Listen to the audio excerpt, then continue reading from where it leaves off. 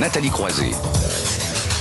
110 bougies cette année pour le concours Lépine. Malgré son grand âge, cette institution attire toujours autant les inventeurs. Décrocher ce prix est un précieux sésame pour l'avenir. C'est aussi un bon baromètre des nouvelles tendances de l'innovation. Raoul Parianti, bonsoir.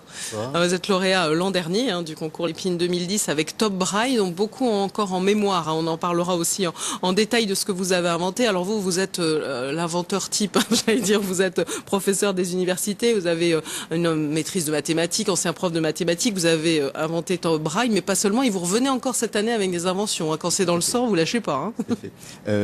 Cette année, je présente 3 inventions, dont l'une est déposée en co-auteur avec 2 autres inventeurs. J'ai déposé 145 brevets d'invention dans des domaines très variés, qui vont de l'électroménager à, je dirais, l'électronique de pointe. Mais tous les brevets que j'ai faits ont un dénominateur commun, c'est vivre mieux, apporter une nouvelle dimension au confort à tous les niveaux. C'est peut-être ça à ce niveau-là. C'est vrai que ça concerne finalement le quotidien. On verra en détail toutes les inventions, mais c'est toujours lié finalement au bien-être, au quotidien, à tout ce qui a amélioré la vie des Français. Raoul Parianti, vous, c'était Top Braille. Tout à fait. Là aussi, vous vous adressez évidemment aux personnes aveugles, malvoyantes. Oui, très clairement, j'étais confronté dans mon environnement familial à ma sœur qui est très malvoyante et qui pendant des années me disait pourquoi apprendre le braille. Il y a malheureusement peu de documents écrits en braille, transcrits en braille. Donc j'ai inventé un appareil qui ressemble à une souris qui permet à tout non-voyant de lire instantanément tout texte imprimé. Il suffit de déplacer l'appareil sur le texte pour que le texte apparaisse en braille sous son doigt, mais également en audio. On va pouvoir lui dire lettre par lettre ou mot par mot. Alors c'est un produit qui nous a demandé des investissements très très lourds, 1,5 million d'euros, c'est pas neutre, 10 ans de développement. Et en fait, au Lépine 2010, j'ai eu la chance d'être recommandé 2 fois par un autre appareil qui s'appelle le Top Reader. C'est un petit boîtier qui permet de prendre une photo d'un texte et de voir instantanément le texte dicté. Autrement dit, un non-voyant prend la photo d'un journal et on va lui lire le journal instantanément. Et d'où est venue l'idée, tout simplement? C'est ça qui est étonnant souvent chez un inventeur. Enfin, personnellement, je veux dire, je suis impressionné par l'idée tout d'un coup d'avoir une invention. Ça amène quoi chez vous? D'une frustration? Oui, systématiquement, c'est toujours une frustration. Je dirais la perception d'un besoin, la perfection de faire mieux. Je crois que l'inventeur né, c'est celui d'abord qui regarde le monde avec un regard d'enfant, mais qui est toujours en train de se dire je n'accepte pas la médiocrité, on peut faire mieux. On peut faire mieux. Et le Top Reader, donc c'est un appareil qui photographie un texte et qui vous le lit instantanément, focalement. Donc c'est aussi adapté pour l'illettrisme, par exemple.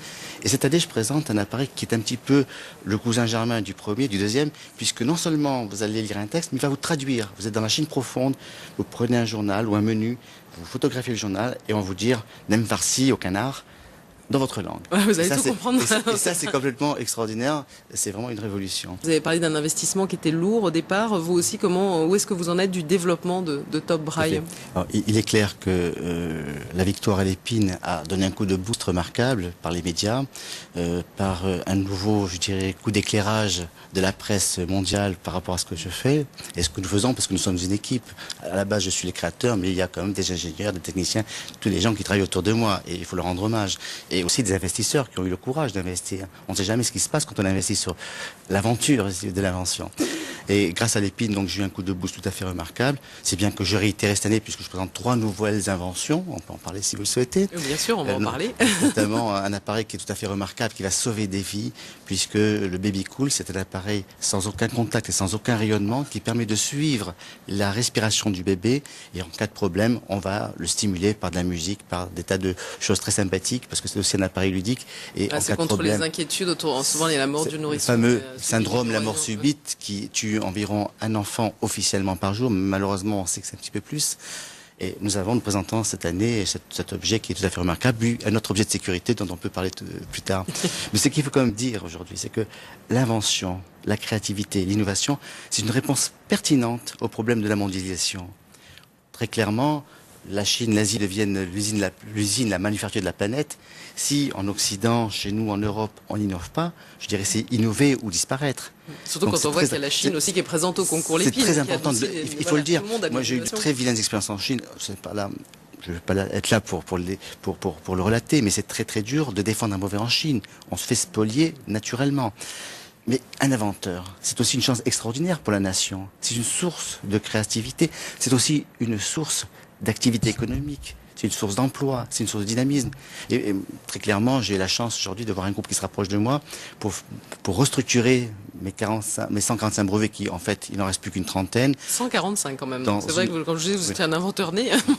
On met ça dans un holding et nous allons faire appel, je dirais, aux investisseurs publics par la bourse. Ceci, donc, ça va directement intéresser BFM. À partir du mois de juin-juillet, la holding Parianti sera proposée aux investisseurs grand public, puisque les produits que je crée, c'est quand même sont des produits qui touchent directement le grand public. Je répète, mes inventions, c'est toujours dans le sens d'un mieux vivre, d'un mieux-être, d'un progrès sur un plan humanitaire. Vous aurez l'occasion de revenir à BFM Business. J'ai aussi expliqué aussi que vous aviez eu autre chose aussi que vous présentiez encore cette année au concours Lépine. Cette année, d'ailleurs, tout comme l'an passé, j'ai présenté 3 inventions. J'ai eu le premier, 3e prix et puis médaille d'or.